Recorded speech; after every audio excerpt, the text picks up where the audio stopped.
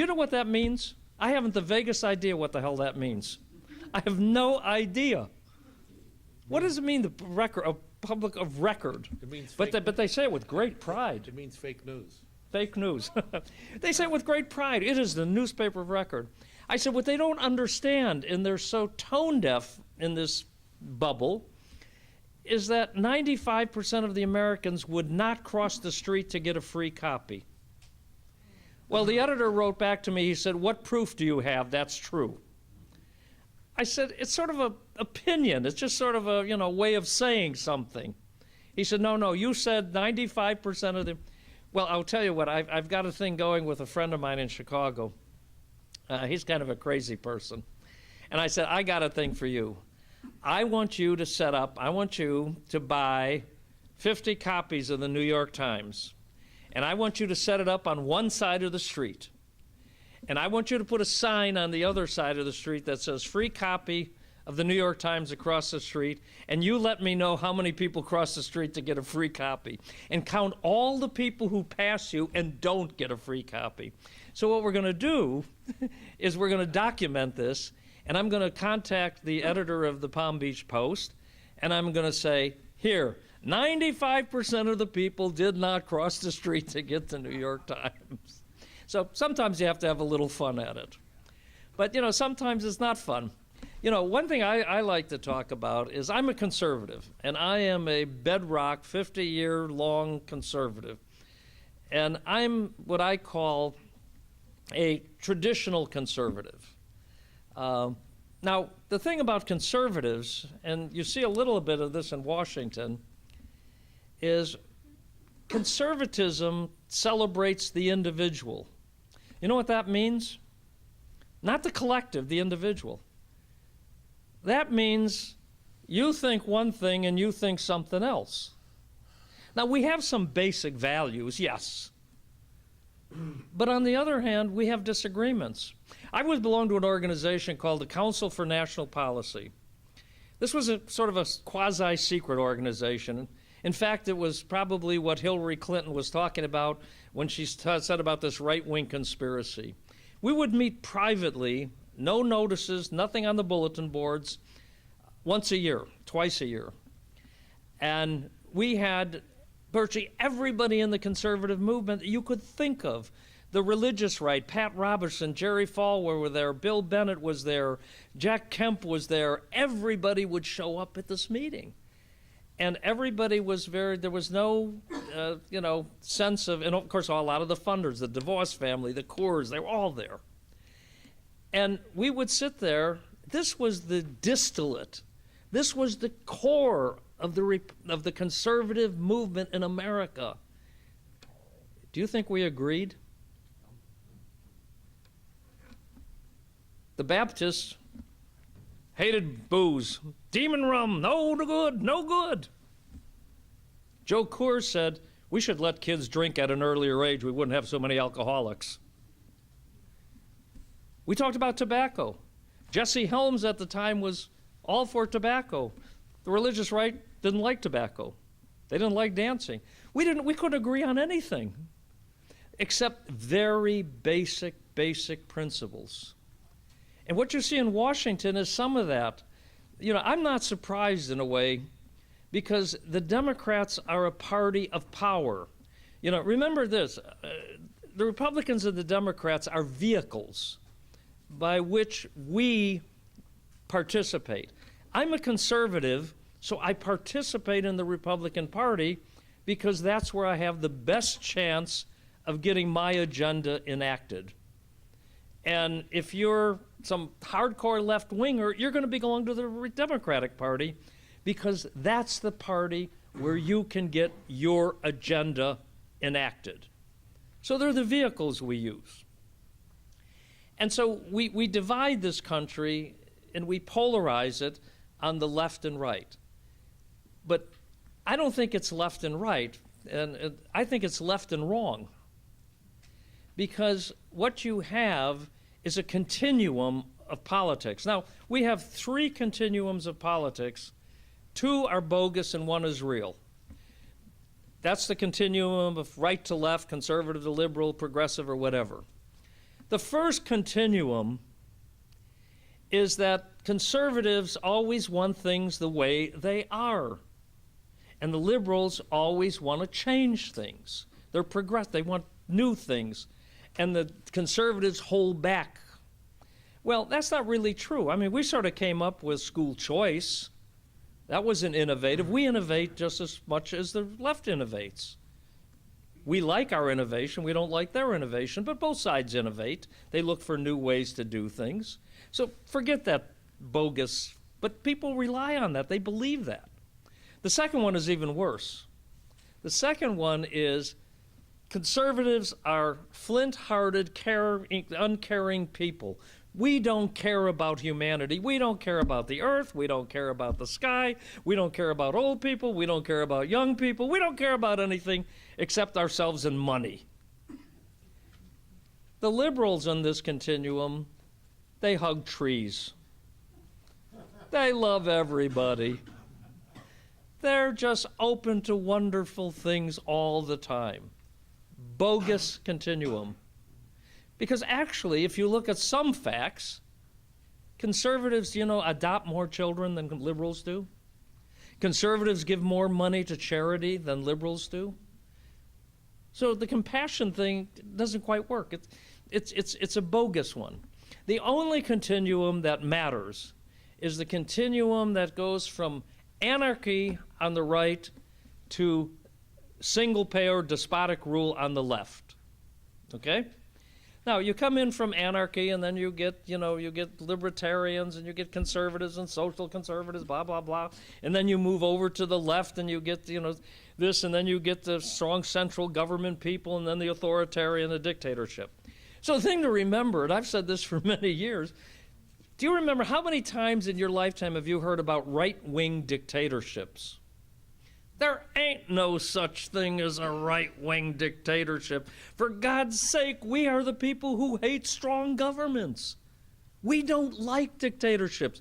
Now, people confuse nationalistic dictatorships, fascist dictatorships, as opposed to socialist dictatorships. But I'm going to tell you, they all belong on the left.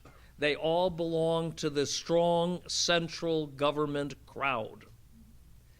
And so that's what we face. Now, why is it better to have a weaker central government? We believe in limited government. We don't like the federal government getting involved. It's part of our culture. For years, people used to say, don't make a federal case out of it. You know what that meant? That meant in our culture, we didn't want to take things to the federal government. But there's good reasons why we don't want to do that. Now, I'm going to tell you a story about Larry's candy shops. Now, I have 3 candy stores on a street, okay? And those candy stores sell your favorite candy bar, every one of you. And the first store will sell your candy bar for $1. The second store sells your favorite candy bar for $2 for $1. The third store will give your candy bar $3 for $1. Where do you shop? Where do you go to get a candy bar? You go where you get 3 for $1. Is that a conservative idea? Is that a liberal idea? Is that a Republican, a Democratic idea? It's a smart No. idea. It's a capitalist. It's common sense. It's common sense. Now, let's just say, for the sake of this conversation, you can buy 3 teachers for $1. Now, if you tax at the municipal level, the money is generally 95% efficient, which means that when I give the mayor $1, the mayor can hire 3 teachers. If you send the money to the capital, to Tallahassee in this case, it's 2/3 efficient. So you give the governor $1, he gives you 2 teachers for that $1. You send the money to Washington, it's 1/3 efficient. You send it to the government in Washington, I don't care who they're, you send it to Trump, before that, send it to Obama, You are not going to get more than one teacher out of it. Common sense. You don't have to be liberal. You don't have to be conservative. You don't have to be Democrat or Republican. All you have to know is that I don't want to waste my money. I want 3 teachers for the $1. I want 3 candy bars, for God's sake. So we should not be having the federal government do anything that is not necessary, that is not absolutely necessary for it to do. Now, I hear a lot of my liberal friends, and I think we feel the same way. We have a common belief with them. We like to influence our government. We like to feel that our voices will be heard. Now, if you want to influence your government, where can you best influence your government? I'll bet many of you here have had conversations with the city council or village board people, the mayors, whatever. You can reach them. You can go to meetings. You can find them in restaurants. You can go to their office. You can actually, as an individual, go to that person and say, I think what you're doing is terrible or good. You have a voice, and you can even organize a group like this. And you can go to the mayor, and the mayor looks and, my God, this is a whole group of people. You have influence. Now, you can influence the state government, a little tougher. Yeah, you can talk to your state representative once in a while. You might be able to get a few people to go up there and testify against some bill or for some bill. But, you know, it's not exactly, you're not going to drop in on the governor and say, hey, governor, I want you to do this. Now, when it comes to the national government, very tough for you or anybody to influence your federal government. We do it through associations, we do it through lobbyists, we do it through big groups, but we don't have a lot of voice in that. We can support the big groups doing that. So again, it's common sense. If I cannot influence my federal government as much as my city government, I don't want my federal government doing as much as they're doing. The more they do, the less influence I have. And we see that in our lives all the time. And I'll tell you, this is sort of common between the progressives and the conservatives. At the grassroots, they're all angry at the federal government because it doesn't respond to them individually in small groups. It doesn't, because it can't. Now, there's another thing we have to consider when we think about conservatives and liberals or progressives, and that is, what is it that's going to make good policy if we don't have the ability to influence that policy? If we can't get to the federal government, how do we stop the federal government from doing the things that they shouldn't be doing? Now, as a conservative, we have a sort of a simple rules. We say, all right, we're looking at the Constitution. The Constitution is pretty clear. It says the federal government has a responsibility to protect our borders. That's what it's mandated to do by the Constitution.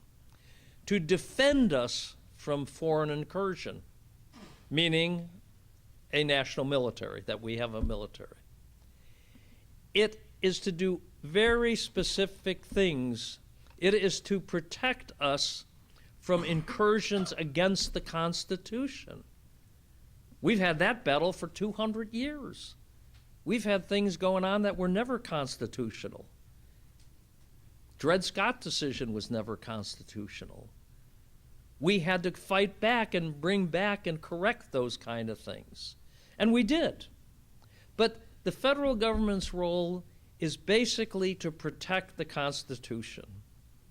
Now, the Constitution itself, people say, this gives us our rights. No, it doesn't give us our rights. It articulates a few our rights. Our rights are inalienable. They are ours. They belong to us. They are inalienable rights. If you're religious, they're God-given, but you don't have to be religious. They're inalienable as a people. So those rights, the Constitution protects nothing. It just articulates them. It's up to all of us to protect them. It's all of us to stand up and say, wait a minute, we're violating the Constitution. And we've tried that. We Republicans have been very good at that. We've adhered to the Constitution as much as possible. You know, after the Civil War, when the Democrats took over the South, they were outside the Constitution. They took over the South by violence. It was a coup. They prevented millions of people, blacks and Republicans, by the way, from voting. There was not, and I've said this, and people get shocked when they really think about it, there was not a constitutional legal election in the Democratic states of the South from 1877, when we pulled out the troops, to the 1970s. Every election was unconstitutional and illegal. During that era, Republicans tried to unseat a lot of Democrats from the South from Congress. They said, you guys are breaking the Constitution, for God's sake. You can't do this. But at the time, the Democrats had the Supreme Court. We protect the Constitution, and we protect what is about the federal government. To me, one of the most important amendments of the federal government is the 10th. And it is the amendment that I have no idea why we ignore so much. We talk about the importance of the second. We celebrate the importance constantly of the first, except recently at Berkeley. But we go out and we don't talk about the 10th. The 10th Amendment very simply says that anything that this document does not allow the federal government to do is retained by the states and the people. I haven't seen when that amendment has meant diddly squat to the Supreme Court or this country for years. We are doing all kinds of things in Washington that we ought not to be doing. And it's out of a desire because that other side, you know, that central government side, the progressives, the liberals, the extreme left, they want to control the government over the will. They want to rule, not govern. They are not the representatives of the people. They are the enforcers of policy, and that's the philosophic difference between the conservatives and the far left. They decide it is better controlling the most distant government. Why? Because we can't influence it. And they build a bureaucracy, which is the fourth branch of government. More than 30 years ago, I wrote about the bureaucracy and said it is the most dangerous branch of government we have because it is unelected, unaccounted, and while Congress passes a law, under that law, the bureaucracy will promulgate hundreds of regulations, hundreds of regulations. So what should the government be doing? We know they should protect our borders, which is what they're not doing particularly well. They should have an army, which we do have. But do we really need a Department of Education? No. I challenge audiences. Sometimes I talk to my progressive friends. I said, what does the Department of Education do? They don't know. They don't do a great service to this country. They don't do much for education. We ought to abolish the Department of Education. It was a mistake to create it, and we should abolish it. You know, our founders were very much against the income tax. They were so much against it that they wrote it in the Constitution. It wasn't allowed in this country. It's unconstitutional. But along came the progressive era of Woodrow Wilson, and they said, well, we got to redo that. So they changed the Constitution. They allow for the income tax, and then they create the automatic withdrawal, which means you never see the money. Automatic withdrawal was one of the cleverest things ever because most people don't think ever of that as their money. You take a job, you look at what we have characteristically called take-home pay. That's what we look at as our income. The rest is off there. Well, it shouldn't be off there. That's our money. And they confiscate it immediately because they knew if they just decided to compute your income tax at the end of the year and send each of us a bill, there would be revolution. At the time they passed the income tax, by the way, they said it would never go higher than 5%. It would never exceed that or there'd be revolution. Now we're debating 35, 40, confiscatory, with all kinds of crazy stuff. We ought to do away with we ought to undo that. That's a power. Think about this. Think about an America where there is no IRS, no seizure of property, nobody goes to jail, nobody has the IRS coming in and accusing them of anything. We find a system of paying without we have to pay. We have to support the federal government. We could do it through a sales tax. We could do it through a value-added tax. We could do it through a fair tax. I sort of, frankly, and some conservatives disagree with me on this, I like the national sales tax. Why? I like it because it does away with the IRS completely. And we would have to pass a constitutional amendment so they wouldn't do this and then add that. We don't want both. But what we need to do is we need to take a national sales tax, which I like, because then everybody pays exactly when they spend something. And you would make the tax slightly progressive because a sales tax is slightly regressive. It impacts the poorest the hardest.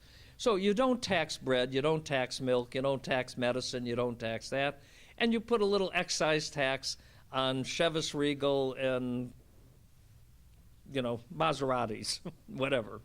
So there'd be a little bit of progressiveness in the tax. But then everybody pays automatically. You go, if you're rich and you want to buy expensive things, you're going to pay more tax. And it's very tied to your budget. If you're poor, you're not going to pay any tax. And no IRS. Now, why don't we have a system like that? Well, there's a good reason we don't have a system like that. They're called tax accountants and tax lawyers. Huge lobby that, just imagine what happens to their business if we don't have that. But those are the kind of things, to me, as a conservative, that we want to get back to. We want to get back to a nation that will take us individually and allow us to influence as much as our government as we can. Our schools should be influenced in our communities. Now, I've heard the other, and it's a canard, but I heard the other side, they say, oh yeah, we're going to go back to having separate but equal. We're going to go back to having segregation. No. The federal government has a role in that. It was the federal government who broke segregation in the South. No, we won't allow that. That is a role of the federal government. But in terms of taxing for those schools, in terms of putting together those schools, we should do it. We should look at something that is a sort of a 20th century phenomenon. One of the worst areas of government is the ownership of buildings. That's where you get the crony contractors, that's where you get your second cousin, that's where you get the janitors. And I was inside the school systems. I will tell you, it is corrupt as hell from the inside. Everybody who's working for buildings, janitors, landscapers, are the cousins of aldermen, they're insiders, they charge more than they do the private customers, and on and on and on. Why should the federal government own buildings? Now, I'm for school vouchers. And people say, well, that'll destroy the public school system. No, it'll only destroy bad schools. And frankly, the good schools, even the ones with buildings, will survive. But what if we had a system where the government didn't own any schools? What if we had a system where we vouchered every student and they could go to the school of their choice. What happens? We don't need buildings.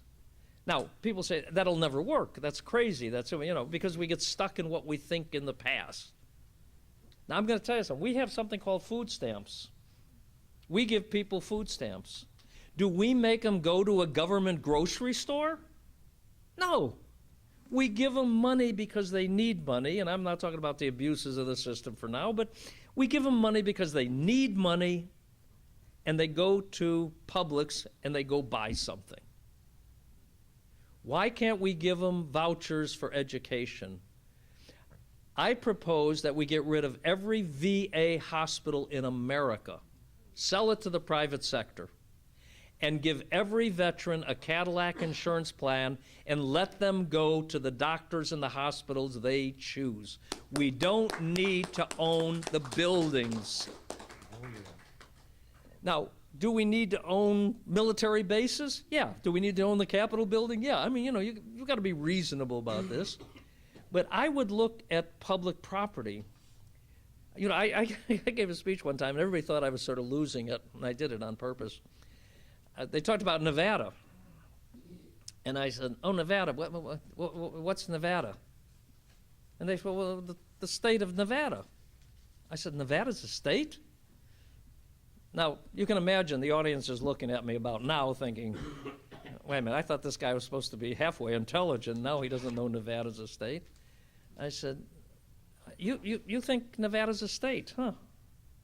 The last time I looked, 80% of the land in Nevada is owned by the federal government. Las Vegas is a city-state.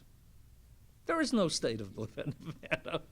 It's owned by the federal government. And then you go to Arizona, and you go to Wyoming and Montana and every place else, and the federal government owns enormous bunches of lands.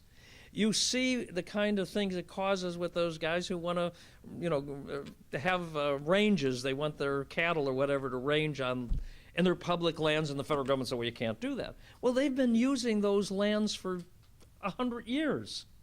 And now the federal government owns them, and you can't do that. So one thing I would do is I would say, you know what? Let's put all the public lands back to the states and put it up for sale, and let's use that money to reduce the national debt if we can. And it's a one-time deal. Bingo. Whatever we get, we reduce the national debt. We don't spend it. See, one of the things that happens in Washington, and I've been there, is if tomorrow the Secretary of the Treasury found $1 million under a desk in the Treasury building, 535 members of Congress would each spend $1 million. That's how the system works. So what we need to do is we need to really press for conservative principles, the kind of principles that will bring government back. Trump is doing a good job of that. Now, I will tell you, and some people may want to kick me in the shins for this, but I'm not a real keen guy on his personality and his pugnaciousness. But I do like his policies. And if you look past that, I look at the policies that he's done. I look at the people, his appointments, which I think have by and large been outstanding. His selection of a vice president, his pick for a Supreme Court justice, his cabinet members. I know the press is trying to create another fight between him and Tillerson. It ain't going to happen. It just isn't going to happen.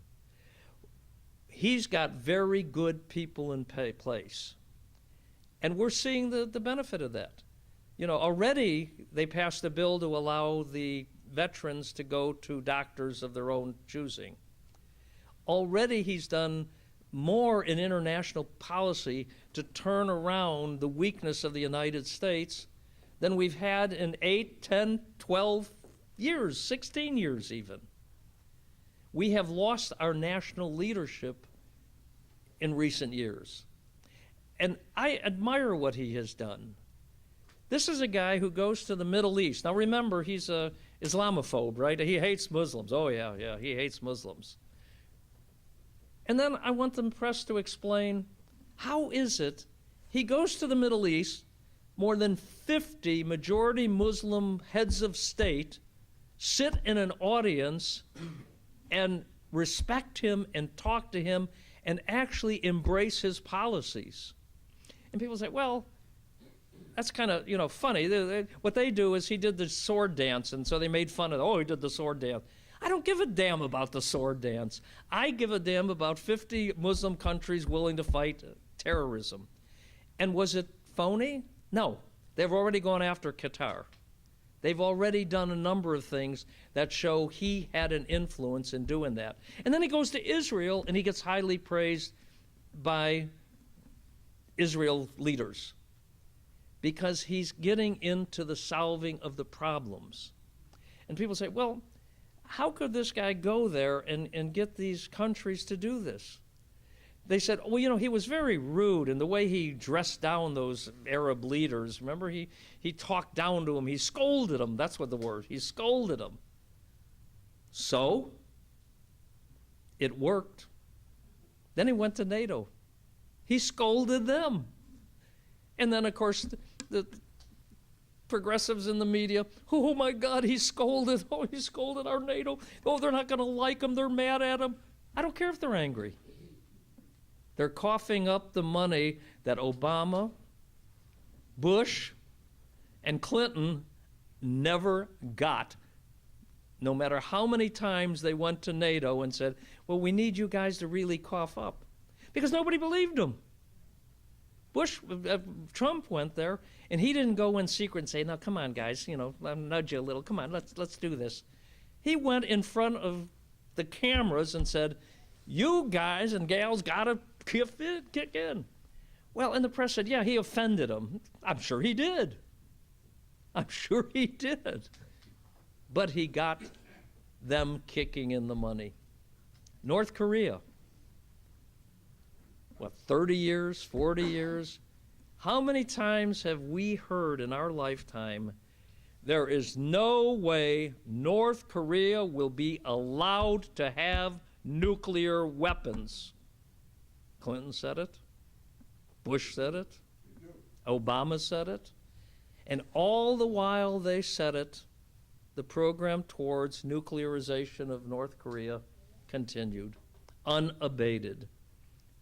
Clinton gave him, $50 billion to stop it.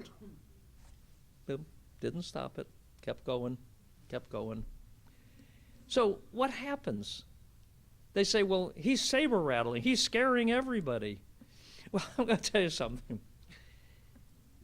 A military threat means nothing unless there's a reality about it.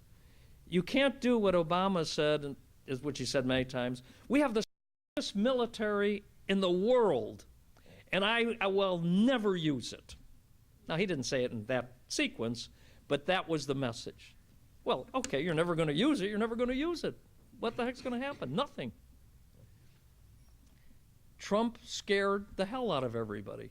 He scared the hell out of our allies. He scared the hell out of our adversaries. He's got the Russians apoplectic. He's got the Chinese scratching their heads. And he's scaring the hell out of the American public. But I'll tell you something. How do you not scare the American public if you're going to be forceful and determined in scaring everybody else in the world? Now, will he use military force?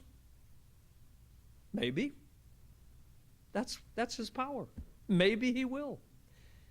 I was around, a lot with the Reagan administration. I shouldn't say this because I'll probably wind up in front of a congressional committee, but I've had federal meetings with the Russian ambassador over time. And the thing that always struck me about it, when after the fall of the Soviet Union, the Russian ambassador, the new Russian ambassador, who was obviously friendly to the United States, we were having dinner one night, and he said, Larry, he said, the funny thing is, he said, Reagan scared the hell out of the Kremlin. I said, really? He said, oh, yeah. He said they always believed he could push the button, and that was his strength. And that was his strength.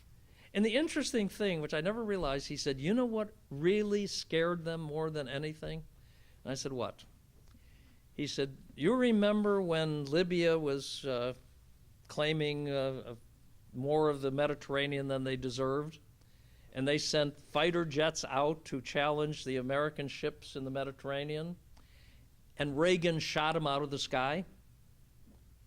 There was no way for Reagan to know whether it was Libyans or Russians piloting those ships, because those planes, because they were piloting a lot of the planes. The fact that he did not know that those could be Russian pilots and shot them out of the sky, he said, just sent a chill through the Kremlin. And what happened? He and Cap Weinberger, with malice aforethought, strategic planning, and Cap Weinberger was a very good friend of mine. They broke the back of the Soviet Union, and they didn't do it by acquiescing. They didn't do it by giving in. They did it by being strong and tough and scary. And so, that I don't sound too partisan, so did JFK. JFK did the same thing. He didn't back down in Cuba. He said, you want to have a nuclear war? Go for it, Mr. Khrushchev, because you are not going to have nuclear weapons in Cuba. And they backed down.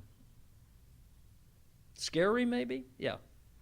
But what's scarier to me is to have North Korea have a major arsenal, because they're blackmailing us now. They're blackmailing the country, the nations, the world, because they're saying, look, we have nuclear bombs, so you can't do anything to us. We can do whatever we want. How is it going to be when they have nuclear weaponry, and Iran has nuclear weaponry, and Afghanistan has nuclear weaponry, and Saudi Arabia has nuclear weaponry, and everybody else has nuclear weaponry? If we don't stop the North Korean nuclear weaponry, and it may take military action, we will pay a dear price in the future. And Mattis believes that. Mattis understands that, because he said we have lots of military options. We don't have to drop nuclear bombs. We have the capability of shutting down their computers. We have the capability of stopping their launches, because their launches depend on computers. We have capabilities that they don't even talk about.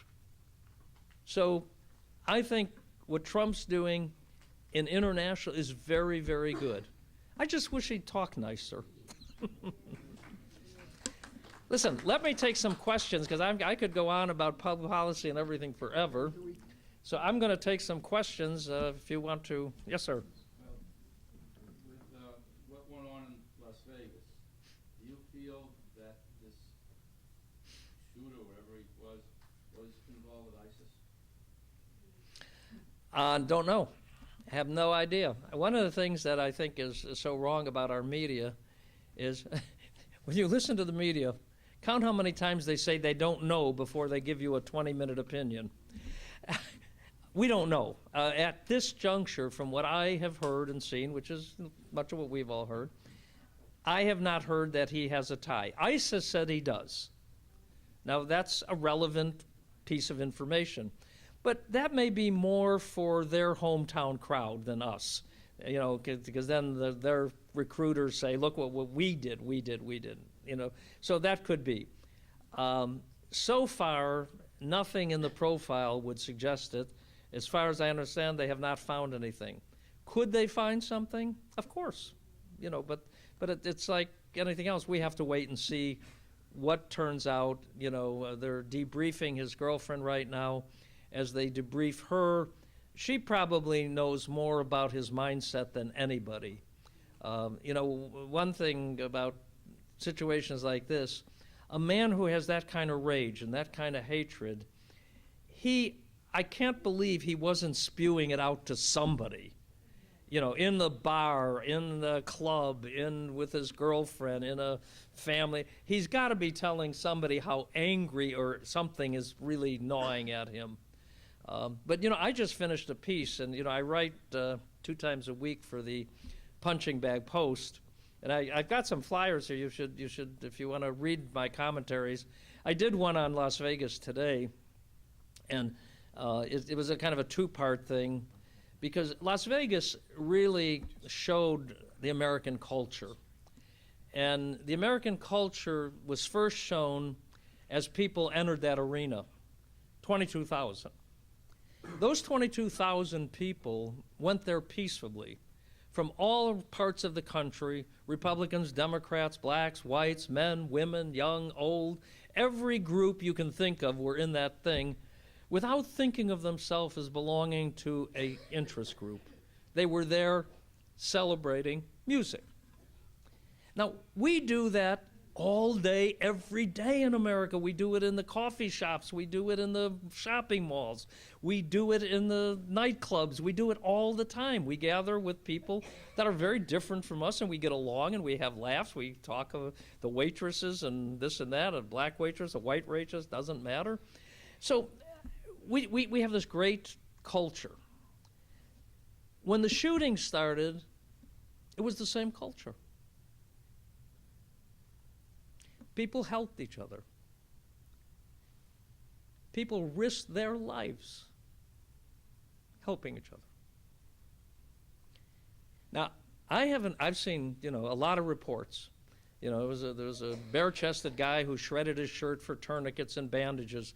There was a woman who had a baby, and this panicked people leaving, actually, when they saw she had a baby, separated and let her run through. There was another man who died shielding his wife. Another man was wounded shielding two women.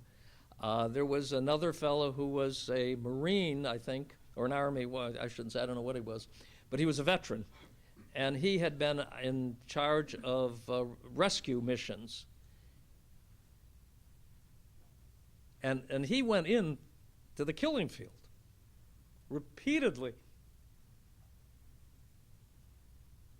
That's the culture. That's the culture. But I have a second part of the article. I'll get you in a thing.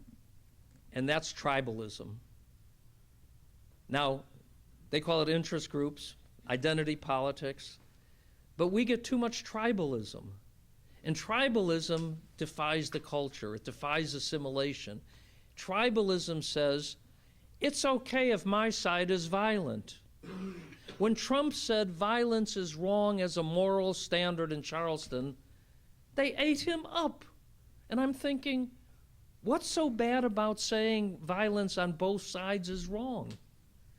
Now, I certainly am not a fan of the skinheads, and I think they are wrong in who they are. And I think the people who oppose them are morally high ground. But when you go to violence, it doesn't matter your cause. It is not justified. And so tribalism says, oh, my tribe's allowed to, but because you're so bad. We hate each other. Tribalism was seen, and I don't know if any of you saw the report. The vice president of CBS put on Facebook that she had no sympathy for the victims of Las Vegas because they were Republicans and probably supported guns. Who said that? That's tribalism, the vice president of CBS. Now, good news, she got fired. She got fired. That's what I was going to say to you.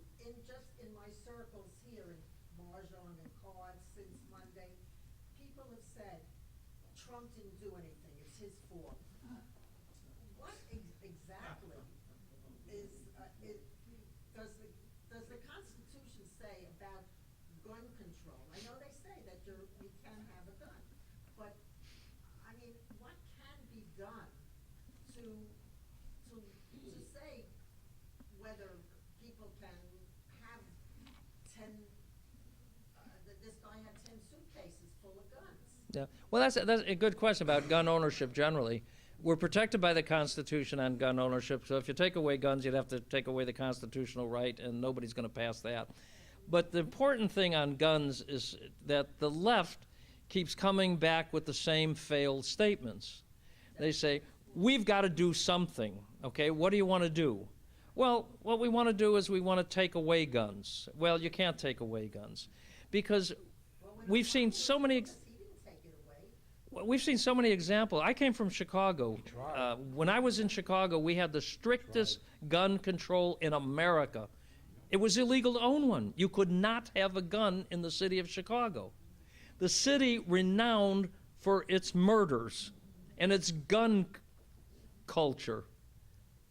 Well, first of all, they're illegal guns.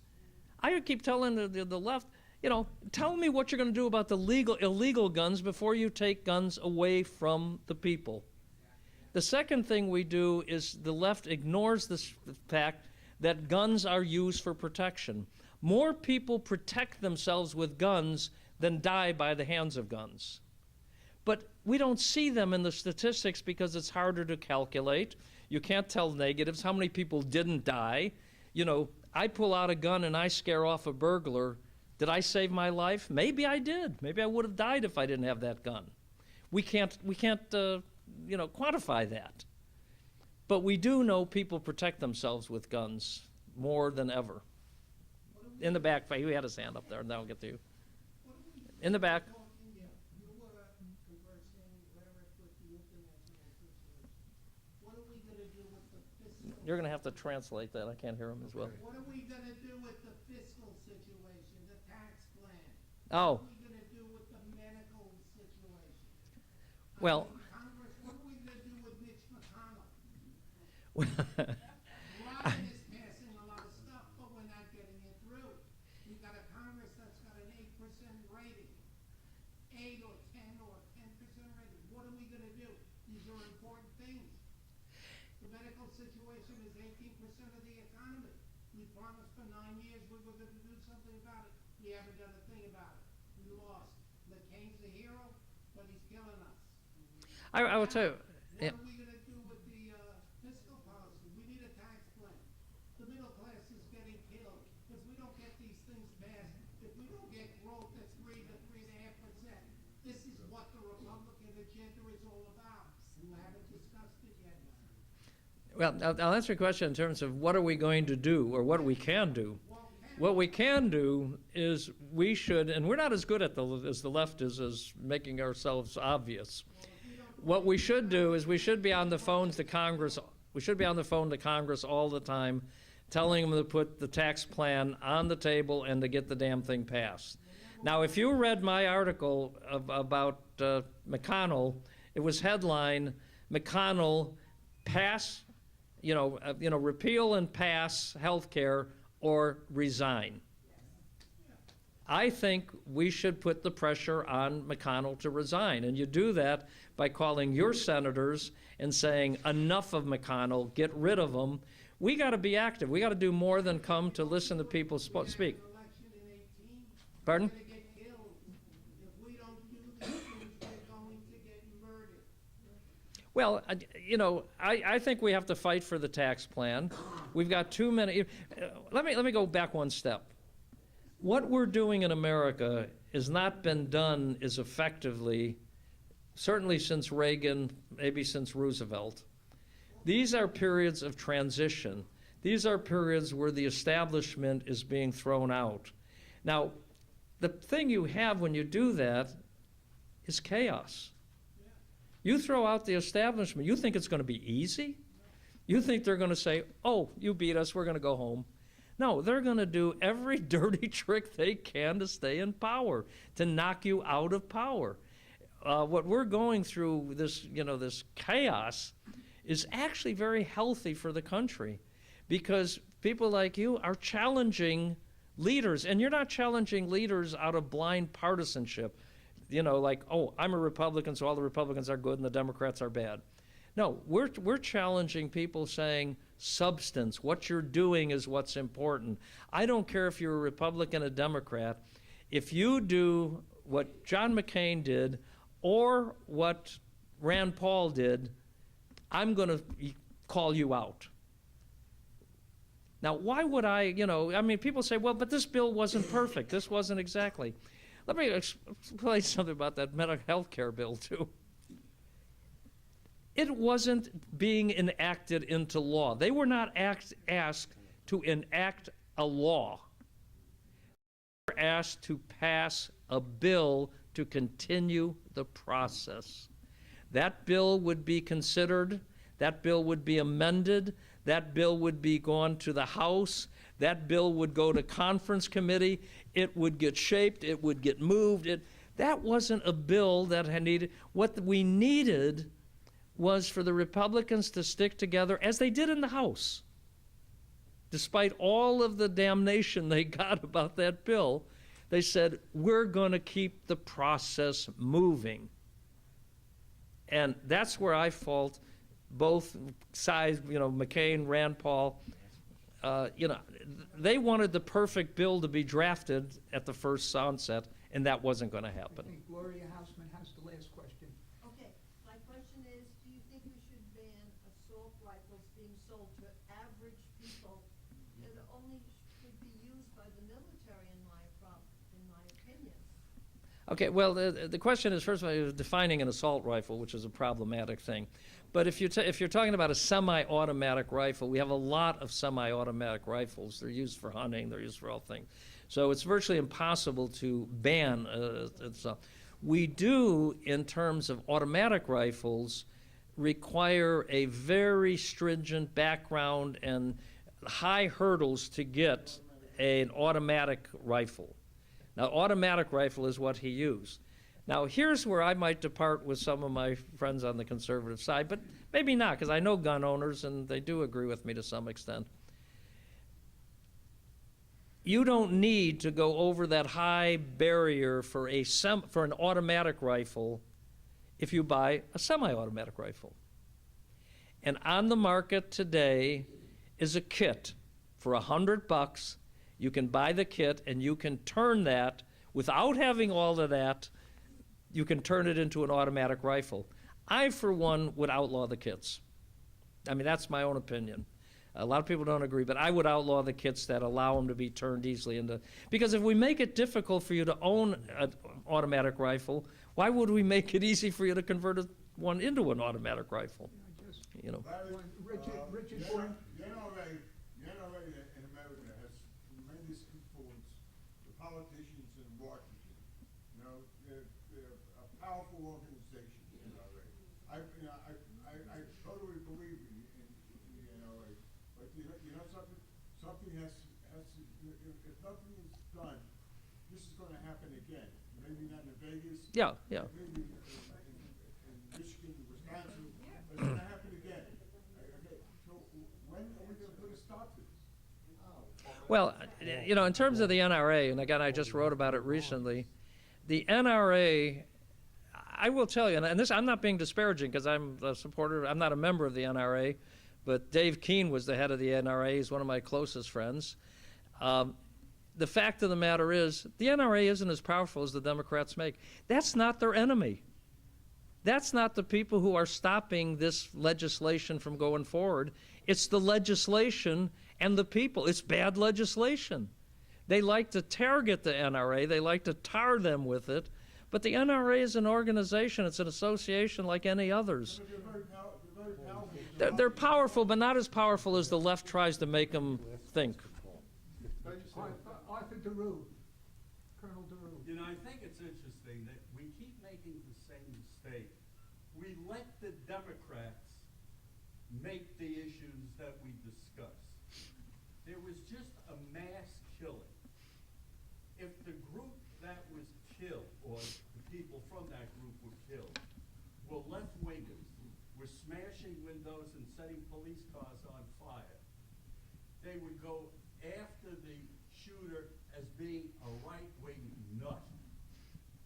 However, here's a group which I think there's some evidence that group that was it was a country western type concert. They're Republican mainly, they're Trump people mainly. This was a design prepared with cameras and guns to destroy these people. It was clearly a left-wing move, the same as the congressman that was killed that was playing softball. When the female congresswoman was shot about 5 years ago. He wasn't killed, thank the God. left still talks He wasn't about it. killed, thank God. The right-wing. He wasn't killed. He was not killed, thank God. Yeah, I know, but it was still a fire. No, well, he said he was killed, Peter. He wasn't killed. Just got out of the hospital. The left-wing media doesn't even mention it. You know, It was a deliberate attack on congressmen who were Republicans, and I believe this was clearly an attack on conservative individuals. I think when this investigation is over and they check the $100,000 that was sent to the Philippines, whether there's an organized crime there, or it might not be ISIS, but another lunatic fringe, it's going to turn out to be the bad guys are the liberals, or they call liberal, I hate calling them liberals because they're anything but liberal. And the conservatives were the victims, and the media just doesn't cover it that way, and we talk about gun control. Well, you know, you're correct about the Scalise shooting. That was clearly a person who was a hater of Trump, hater of Republicans. He had a record. They found it. We don't know the motivation of this guy. Now, you may be right. Now, you're speculating on that one. I try not to speculate. I'm waiting to see. I would not be surprised if you're right, but at the same time, I like to stick with the facts as we know them. And right now, we know very little about the motivation of that shooter. Maybe he had a brain tumor for all we know. And you could speculate in many, many ways. Why he picked that, nobody knows. But we will know. That's the thing about it. Between eventually what his girlfriend says and what he's told other people, we will eventually get an idea what drove that man to do that. Yes, did Richard Boynman have a? I'd like to say one thing while on the topic. Yeah. Okay, Peter Kavanaugh. As far as, I keep hearing semi-automatic and assault weapons. Most people don't realize that almost every single gun is semi-automatic. Right. A pistol is semi-automatic. Assault weapon, it's a word that puts fear in some people's minds, but a rifle is a rifle. And there is a need for that type of rifle. If you look back at the videos of the LA riots and all that, you'll see shopkeepers standing out in front of their stores with their weapons, and those stores were not trashed. So when people think that there's no need for it, there actually is a need for that type of weapon. And the courts have already ruled that the police are not there to protect you. The police are there as an investigative body after the fact. There is no duty for the police to protect you. You need to be able to protect yourself. So you really need to be careful about the idea of banning all guns, because if you look at most states where guns are freely carried and people can have them, crime is much less. You go to the inner city, Chicago, Baltimore and all that, where there's very restrictive gun laws, all the good people can't protect themselves. They're the victims. Criminals are always going to get guns if they want them. It's whether you want to be able to protect yourself if something should happen. That's the thing. Don't go by the words. Good point. Richard Very Boynman. good. Richard Boynman. It's quite obvious that the media definitely, that they're definitely biased. We understand that. And it also seems to me that the Democratic Party